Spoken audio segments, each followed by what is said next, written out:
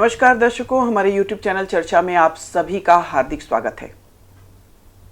बिहार में 4 विधानसभा सीटों पर उपचुनाव हो रहा है।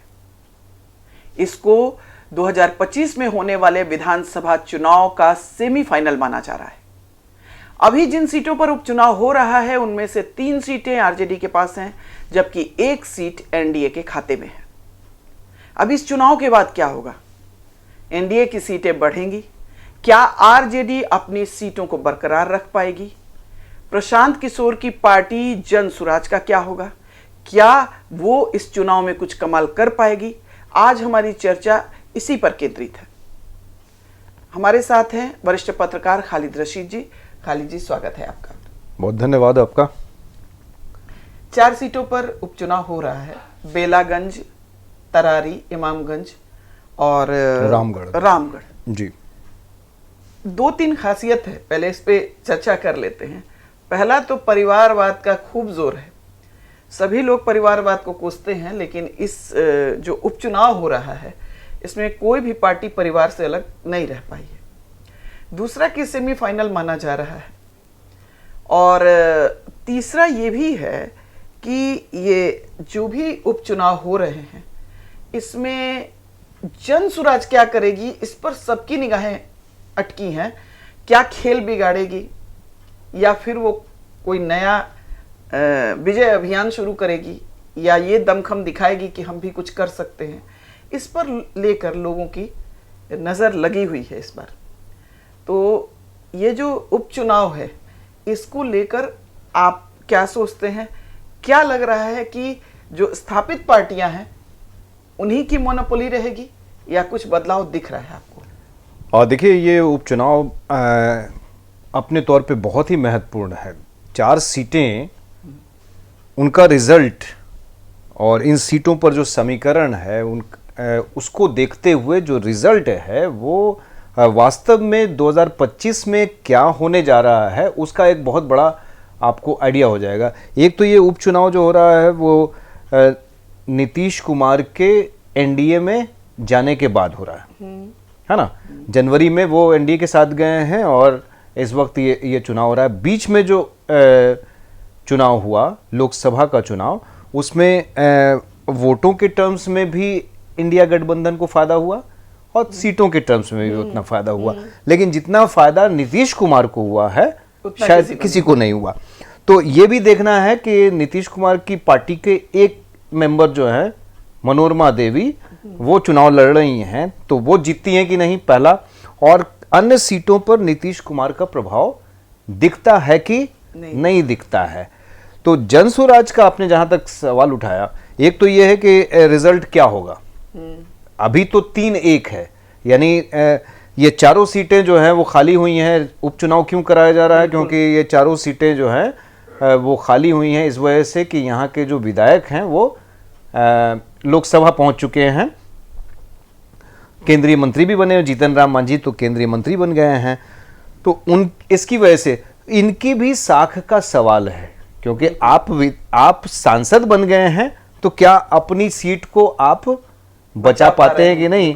तो पार्टियों की साख भी दांव पे है, शख्सियतों की साख भी दांव पर है। और जन सुराज का जहां तक अपने, तो जन सुराज ने अपनी पारी की जो बिगिनिंग की है, 2 अक्टूबर को पार्टी का गठन किया, उसका ऐलान किया और इस चुनाव में 4 सीटों पर अपने उम्मीदवार भी दिए। हालांकि उम्मीदवार उन्होंने बदले भी, जिसको लेकर कई सवाल खड़े हो रहे हैं कि आपने पहला ही प्रयोग जो किया उसमें जो है आपकी प्लानिंग जो है कहीं ना कहीं दोराहे पे दिख रही है। लेकिन रिजल्ट तो बताएगा। अगर हम जैसे जो विश्लेषक हैं ये भी देखेंगे कि अगर वो जीत नहीं पाते हैं, अगर जीत गए तो फिर तो बल्ले बल्ले है। जन स्वराज की चर्चा जो है वो बहुत आम हो जाएगी और उससे जो अपेक्षाएं हैं वो बहुत बढ़ जाएंगी। लेकिन अगर जीतते नहीं भी हैं, 4 में से 1 भी सीट नहीं जीतता है जन स्वराज, उनके उम्मीदवारों को कितने वोट आते हैं इसका एक अलग आकलन होगा कि किस तरह से उन्होंने चुनाव में अपनी भूमिका निभाई है। यानी जो बड़ी बड़ी बातें वो प्रशांत किशोर कर रहे हैं उसके अनुरूप उनकी बातों पर वहां की जनता का कितना % भरोसा है। बिल्कुल। वोटरों का कितना % भरोसा है, तो उस ढंग से भी हम लोग इसको एनालाइज करेंगे। तो सेमीफाइनल आपने बिल्कुल सही कहा कि ये सेमीफाइनल है और फाइनल 2025 में होना है, करीब करीब यही समय होगा, बिल्कुल, है ना, दशहरा छठ दीपावली का समय होगा। और तब जो है ये निर्धारित होगा कि भाई 2025 से 2029-30 तक, है ना, कौन बिहार को लीड करेगा, आगे बढ़ेगा, किस तरह के समीकरण बनेंगे।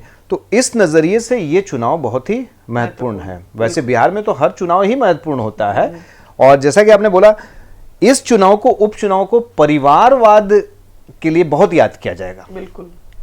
आप जितने भी कैंडिडेट देखें, जो मेन कैंडिडेट है आरजेडी, सुरेंद्र यादव के पुत्र विश्वनाथ, हाँ, विश्वनाथ, वो बेलागंज से हैं। इसके बाद इमामगंज में आइए तो जीतन राम मांझी के बहू हैं दीपा मांझी, है ना। और परिवारवाद का तो एक नमूना बन गए हैं जीतन राम मांझी की। उनकी समधन भी जो है वो विधायक हैं, उनके बेटे भी विधायक हैं, राज्य सरकार में मंत्री हैं, वे स्वयं तो केंद्र में मंत्री हैं ही, है ना। तो अपने परिवारों में ही उन्होंने सारी चीजें दी है। अगर हम फिर तरारी चले जाएं तो बीजेपी पर आरोप पत्र सुनील पांडे के बेटे को दिया है, सुनील पांडे के बेटे को उन्होंने दिया है वहां पे। अगर हम रामगढ़ जाएं तो सुधाकर सिंह के भाई और जगदानंद सिंह के पुत्र वो भी हैं। ये जो है, चूंकि जगदानंद सिंह पर सवाल हम इसलिए ज्यादा उठा रहे हैं कि मॉरल वैल्यूज की बातें वो ज्यादा करते हैं जी, और बहुत माने एक गंभीर और जिम्मेदार नेता की छवि है उनकी, लेकिन वो भी उस दलदल में अपने आप को गिरने से नहीं रोक पाए जी। अब बेटे जो है चले गए सांसद बन के, एक बेटे सुधाकर सिंह, अब दूसरे बेटे जो हैं अजीत सिंह, वो चुनाव लड़ रहे हैं, और मतलब खुद वो हैं ही हैं, पार्टी के प्रदेश अध्यक्ष हैं, उनकी साख रामगढ़ में दांव पर लगी है। तो चलिए, जीतन राम मांझी की पार्टी तो वन मैन पार्टी ही है, एक जो ये कहते हैं। जगदानंद सिंह जो है उससे अलग विचारधारा के हैं, और काफी हद तक माना जाता है कि आरजेडी में वो रिफॉर्म के लिए ट्राई कर रहे हैं जी। तो उनका इस तरह से पुत्र मुंह में पड़ना थोड़ा ये लगता है। दूसरा चीज है कि हम लोग ब्रेकअप वाइज चलते हैं, तो यही रामगढ़ से ही शुरू करते हैं। तो रामगढ़ में मुझे थोड़ा सा यहाँ पे असहमति जताने का मौका आप दीजिए कि हम आइसोलेट होकर जगदानंद सिंह को नहीं देख सकते हैं। बिल्कुल, है ना, जिसे भी मौका मिला, जो एक उदाहरण कायम कर सकता था, उसने उदाहरण नहीं कायम किया, परिवार को ही आगे बढ़ाया। नहीं, अब जैसे देखिए आरजेडी में सुरेंद्र यादव के बेटे जो अभी फैक्टर विनेबिलिटी है या जो भी है, नहीं, अब जैसे देखिए सुरेंद्र यादव के बेटे जो विश्वनाथ कुमार सिंह हैं, प्रसाद सिंह है, सॉरी, तो उतना नहीं ये लगेगा, क्योंकि ठीक है एक आम नेता है। ये जगदानंद सिंह की छवि थोड़ी अलग है, इसलिए हम ये सवाल उठाए। ये चाहे और कोई भी दल हो, सभी लोग उसी में घिरे हुए हैं। तो चूंकि जगदानंद थोड़े अलग छवि के हैं, अब इनका सोचिए कि इनके बेटे जो सुधाकर सिंह थे, देखिए मैं परिवारवाद का समर्थक हूं नहीं, हाँ बिल्कुल, किसी भी स्तर पे परिवारवाद नहीं होना चाहिए। इनके जो बेटे थे सुधाकर सिंह, वो एक समय में आरजेडी के खिलाफ जाके निर्दलीय लड़े थे, और जगदानंद सिंह की मोरल वैल्यू देखिए कि उन्होंने अपने बेटे का विरोध किया, चुनाव हरवा दिया, उनके खिलाफ कैंपेनिंग करके और बेटे को चुनाव हरवा दिए थे। तो वो जगदानंद सिंह और इस जगदानंद सिंह में थोड़ा लगता है ना कि फर्क जो है, फर्क है। लेकिन मैं जो कह रहा था कि कभी कभी परिवार के लोगों को टिकट देना, अपने लोगों को उम्मीदवार बनाना, ये राजनीतिक सुचिता भी बन जाती है। क्योंकि अगर किसी को अपने से अलग टिकट देते हैं तो कई सारे जो हैं अपेक्षा लिए आगे आ जाते हैं, और वैसी स्थिति में पार्टी में दिक्कत भी हो सकती है। तो ये एक समस्या हो सकती है, हालांकि इसको अवॉइड किया जाना चाहिए। सेकंड रैंक तैयार होने चाहिए, नए लोगों को मौका कैसे मिलेगा, लेकिन ये एक फैक्टर बन जाता है। तो अब जैसे परिवारवाद तो गए ही, दूसरा बेटा भी, बिल्कुल बिल्कुल तो थोड़ा सा यही सवाल किया जा सकता है कि भाई क्यों सुनील पांडे के पुत्र क्यों? बीजेपी में क्या नेताओं की कमी है? नहीं, बिल्कुल तरारी से बहुत सारे लोगों को मौका दिया जा सकता था। तो हम बात बोल रहे हैं कि परिवारवाद में हर जगह झगड़ा है। जीतन राम मांझी की बहू ही क्यों? क्या हिंदुस्तानी अवाम मोर्चा में दूसरे कैंडिडेट नहीं है? बिल्कुल बिल्कुल। जीतन राम मांझी अगर फेस अब हैं देखिए, तो वो होता- किसी को भी टिकट दे सकते होता हैं। क्या है ना कि जैसे लेकिन ये जो तर्क उनकी तरफ से आता है, मैं उसकी तरफ इशारा कर रहा हूं कि परिवार में टिकट वो इसलिए देते हैं क्योंकि बाकी समस्याओं से वो नहीं बच नहीं, सके। ये सब देखिए अर्थहीन बातें हैं। हाँ। इसका कोई आधार नहीं है।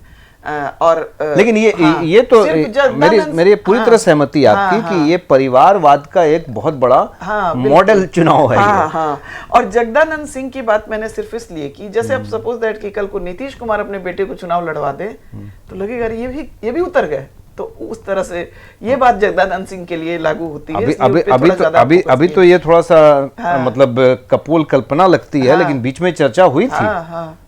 हाँ, लेकिन ऐसा नहीं। तो हम लोग अब ब्रेकअप पे चलते हैं जी। तो पहले हम लोग रामगढ़ पे ही आते हैं, चूंकि हॉट सीट है। जगदानंद सिंह की नाक का प्रश्न है, और जो उनके पुत्र हैं अजीत सिंह चुनाव लड़ रहे हैं। ये सीट आरजेडी की ही परंपरागत सीट है जी। ज्यादातर अधिकांश टाइम आरजेडी के रही है, और जगदानंद सिंह का यहाँ प्रभाव रहा है। 21% यहाँ राजपूत वोट है, 8.5% मुस्लिम वोट है, और 6.8% यादव वोट है। तो ये तीनों वोट को मिला के हमेशा जगदानंद 20 पड़ते हैं वहाँ पे। तो लेकिन इस बार समीकरण इसलिए बदला है कि बीजेपी ने जो है अशोक कुमार सिंह, यानी वो भी राजपूत है, उनको टिकट दे दिया है। बीएसपी से सतीश कुमार सिंह यादव हैं, पिंटू यादव, पिंटी यादव, तो वो लड़ रहे हैं। और जनसुराज से सुशील कुमार सिंह कुशवाहा, तो कुशवाहा का इम्पोर्टेंट हो गया, क्योंकि हमने अब जैसे देखिए, अब इसमें डर ये है कि राजपूत वोट भी बंटने के चांसेस हैं, आपके कुशवाहा वोट भी बंटने के चांसेस हैं, और अब बीएसपी से कितना जो सतीश यादव वोट्स कितने उनके साथ जुड़ सकते हैं, शिफ्ट होंगे, इस पर बहुत श्योर नहीं है जी। लेकिन कांटे की टक्कर है, इतना मेरे ख्याल से आसानी से वॉकओवर नहीं मिलने की स्थिति है।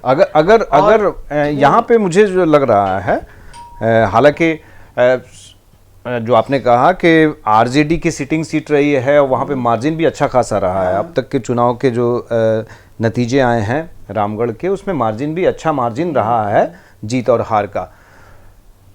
तो अगर यहाँ पे डार्क हॉर्स के तौर पे बीएसपी के कैंडिडेट आगे आ जाएं, अगर 4 हिस्सों में वोट बंट रहा है तो जाहिर तौर पे मार्जिन जो है वो कम हो जाएगा। अगर बीएसपी के कैंडिडेट आगे आ जाएं, अगर एमवाई समीकरण जो आरजेडी के लिए काम करता है, क्योंकि राजपूत वोट तो वहां बट रहा है, बीजेपी के कैंडिडेट भी राजपूत हैं और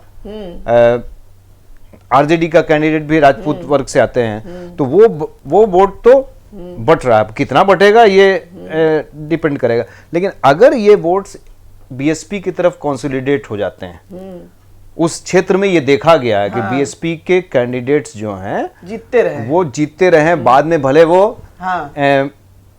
पार्टी चेंज करके बिल्कुल। वो मेन लाइन की जो पार्टी है उसके साथ शामिल हो जाते हैं, जो बिहार की जो रीजनल पार्टियां हैं। तो ये एक लेकिन इतिहास रहा है। अब उतनी मजबूत नहीं है, लेकिन वो समय जो मायावती का लेकिन कॉम्बिनेशन की मैं बात कर रहा हूं, क्योंकि उनका कैंडिडेट यादव वर्ग से आता है।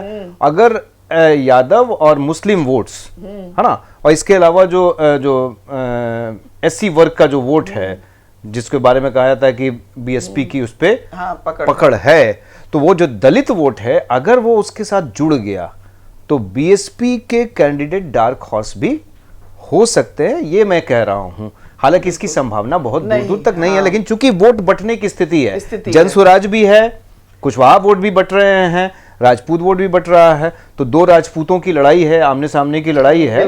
उसमें अगर तीसरा कोई वर्ग आगे आ जाए, अगर मार्जिन घट जाता है, तीसरा वर्ग आ जाए, तो इसमें आश्चर्य नहीं होना चाहिए। मेरा अपना ये बात है कि थोड़ा सा कांटे की टक्कर है। और ये तो है, जनसुराज की भी नजर एमओआई समीकरण पर ही है, बिल्कुल। और बसपा का भी परंपरागत वोट जो है, वो जो दलित हैं बड़ी संख्या में जुड़े हुए हैं अभी भी। हालांकि अब वो धमक नहीं रही है जो मायावती जी की एक समय रही थी, लेकिन फिर भी टक्कर दे सकते हैं, वोट काट सकते हैं, जीते या ना जीते। बिल्कुल। तो लेकिन अब देखिए क्या होता है। वो सीट ले जाते हैं जगदानंद सिंह के बेटे या नहीं ले जाते इंटरेस्टिंग हैं। है। हाँ, इंटरेस्टिंग मुकाबला Interesting है। मुकाबला। इसको बहुत वॉक ओवर मिलने की स्थिति नहीं दिख रही है अभी। अब हम लोग आते बेलागंज सीट पे। अब बेलागंज सीट जो है आरजेडी के सुरेंद्र यादव के बेटे जो है विश्वनाथ प्रसाद सिंह आरजेडी से लड़ रहे हैं। और जदयू की मनोरमा देवी, ये भी परिवारवाद का एक उदाहरण है। बिंदु सिंह की पत्नी है जो कि नेता थे जी। और पूर्व एमएलसी रही हैं। जन सुराज से मोहम्मद अमजद और AIMIM से मोहम्मद जामिन अली हसन, 2 मुस्लिम उम्मीदवार खड़े हो गए हैं। अब मुस्लिम उम्मीदवार खड़े हो गए हैं तो ये एक डर है कि आरजेडी का वोट कटेगा। हाँ, यहाँ पे स्थितियां तो ये बन रही हाँ, हैं। बन रही हैं। बेलागंज में हाँ, ये स्थितियां बन रही हैं कि जन सुराज ने एक मुस्लिम कैंडिडेट खड़ा किया है, AIMIM भी है। तो अगर मुस्लिम वोट्स बढ़ते हैं, हाँ, टूटते हैं, कुछ परसेंट भी शिफ्ट होते है ना? हैं तो थोड़ी और दिक्कत आ सकती है। ये तो माना जा रहा है कि परंपरागत ढंग से जो मुस्लिम हाँ, वोटर्स हैं वो आरजेडी के वोटर। बिल्कुल बिल्कुल। बेलागंज सीट की अगर हम लोग बात करें तो बेलागंज में मुस्लिम और यादव, ये कॉम्बिनेशन वहां पे लंबे टाइम से चल रहा है। सुरेंद्र यादव की जीत की वजह भी हाँ, वही यही रही है। इस बार लोकसभा चुनाव में भी हम लोगों ने जो देखा समीकरण, तो ये समीकरण वहां पे काम करता रहा। इसके अलावा जो 55 वोट है वो भी उनके साथ जुड़ा वहां पे बड़ी संख्या में, तो ये रिजल्ट को प्रभावित कर सकता है। तो जन सुराज का मुस्लिम कैंडिडेट, AIMIM का मुस्लिम कैंडिडेट, तो अगर बंटवारा होता है मुस्लिम वोटों में, जो मेरे पास हमको जाहिर तौर पे आंकड़ों की जब बात करते हैं तो थोड़ा हमें रिकॉर्ड्स देखना पड़ेगा। तो यादव 70,000 के आसपास वोटर हैं, है ना। भूमियार 20,000 के आसपास वोटर हैं। बेलागंज की मैं बात कर रहा हूं। राजपूत 15,000 के आसपास हैं। मुस्लिम्स 62,000 वोटर हैं। तो 70,000 यादव और 62,000 मुस्लिम, तो एक बहुत साइजेबल नंबर हो जाता है। अब अगर जन स्वराज के उम्मीदवार, AIMIM के उम्मीदवार इस 62,000 वोट बैंक में सेंध लगा दिया अगर उन्होंने, तो सुरेंद्र यादव की साख खतरे में पड़ सकती है। यानी उनके बेटे की जो जीत की संभावना है वो वहां पे कम हो सकती है। लेकिन मुस्लिम वोटर्स अभी जो वोट कर रहे हैं, उनका जो ट्रेंड है, बिल्कुल उसमें उसमें मुझे नहीं लगता है कि वो डिवाइड होंगे। हाँ, डिवाइड होंगे और आरजेडी का साथ वो छोड़ेंगे, खासकर ऐसी सीटों पर जहां पर वो बीजेपी के कैंडिडेट हाँ, को, बिल्कुल ऐसा बीजेपी के कैंडिडेट को हरा सकते हाँ, हैं। वहां पे अब जैसे देखिए जाने की संभावना नहीं है, मेरा जो आकलन कह रहा हाँ, है। यहाँ चूंकि बीजेपी का कैंडिडेट नहीं है, जेडीयू का है जी, लेकिन ये जरूर है कि हाँ, ये इंपॉर्टेंट पॉइंट है कि जेडीयू की तरफ मुस्लिम वोटर्स जाते हैं, तो यहाँ पे 3 हिस्से में बंट रहा है, कुछ परसेंट चले जाते हैं। जी। अब रहा सवाल बीजेपी, ये तो सच है कि अभी के डेट में मुस्लिम वोटर्स बीजेपी को हराने के लिए यूनाइट होंगे। मेरे ख्याल से उतना बटने की पोजीशन नहीं है, लेकिन यदि बटे तो समस्या आ सकती है। अब इधर हम लोग इमामगंज सीट है जी, तो यहाँ वही जीतन राम मांझी की बहू दीपा मांझी, आरजेडी से रोशन मांझी, जन सुराज से जितेंद्र पासवान और AIMIM से कंचन पासवान चुनाव लड़ रहे हैं। अब यहाँ भी वही चीज है कि मांझी और पासवान दोनों बहुत बड़े डिसाइडिंग फैक्टर हैं जी। तो इनका वोट भी बटने की जो एक्चुअली जन सुराज ने और AIMIM ने जो रणनीति बनाई है वो दलित वोटों को बांटने की रणनीति बनाई है, और ये इकलौती सीट है जो एनडीए के पास है। तो अब इस यहाँ पे हमको लगता है कि दीपा मांझी को खतरा हो सकता है। मुझे नहीं लगता कि इमामगंज में बहुत दृश्य बदलेंगे, क्योंकि जीतन राम मांझी इस सीट से चुनाव जीतते रहे हैं और उनकी एक अच्छी पकड़ है, और केंद्र में वो मंत्री भी हैं, बीजेपी के कैंडिडेट है। तो बीजेपी का जो कैडर वोट है वो पूरा का पूरा वो उन्हें मिलेगा। अपना जो उनका जो जातिगत वोट है, मांझी वोट जो है, वो उनको मिलेगा ही मिलेगा। तो दीपा मांझी हालांकि परिवार की सदस्य हैं, एक आरोप विपक्षी लगाते हैं, तो कोई मैटर नहीं रखता है, क्योंकि उनकी जीतने की जो संभावना है वो बहुत ज्यादा है। तो मुझे लगता है कि एनडीए की जो एक सीट वो बरकरार जो है वो बरकरार रहेगी, मेरी अपनी एनालिसिस कह बिल्कुल, सकते हैं। बिल्कुल। वैसे चुनाव होता है और उसमें बहुत पहले आप भविष्यवाणियां नहीं कर सकते। नहीं कर खासकर हम लोगों ने हरियाणा का जो चुनाव देखा है तो तमाम एग्जिट हाँ। पोल जो है कहीं किनारे हो गए और बीजेपी ने बीच से उनके एक तरह से जीत की जो खुशियां हैं वो उठा ली, बीच से छीन ली। तो ऐसा हो सकता है, लेकिन जो कैलकुलेशंस हैं, जो आंकड़े हैं, जो आकलन है, वो सीधे से तौर पे कह रहे हैं कि ये सीट जो है हम की सीट सुरक्षित सीट है। अब तरारी से जो है CPI-ML के राजू यादव हैं, ये आरजेडी ने जो है समझौते में ये सीट CPI-ML को दे दी है, और विशाल प्रशांत है सुनील पांडे के पुत्र जो बीजेपी से है। अब ये दोनों का जो है प्रभाव, CPI-ML का भी प्रभाव आरा में काफी रहा है और सुनील पांडे का भी क्षेत्र है। नहीं, ये सीट जो है वो सुदामा प्रसाद जो CPI-ML के तरारी से विधायक थे, उनके सांसद बनने के कारण खाली हुई है। तो ये सीट तो माले की ही थी, है ना। तो माले को ये सीट मिली है गठबंधन के तहत। तो मतलब ये नहीं कह सकते कि समझौता है, ये तो उनकी एक नेचुरल ये बनती है। देखिए अब गठबंधन में जो सीटें जिसको दी गई हैं, जैसे बीजेपी भी है, तो जैसे अब जो 4 सीटें हैं उसमें एक में जेडीयू लड़ रही है, 2 पे बीजेपी। असली बात यह है कि यहाँ पे फाइट, जबरदस्त फाइट इसलिए है क्योंकि भूमिहार कैंडिडेट्स वहां पे बहुत महत्व रखते हैं। अच्छी खासी बड़ी तादाद है भूमिहारों की, और उनका बैकअप सुनील पांडे के साथ है। और उनके बेटे हैं, तो जाहिर तौर पे उनको समर्थन मिलने की संभावना है।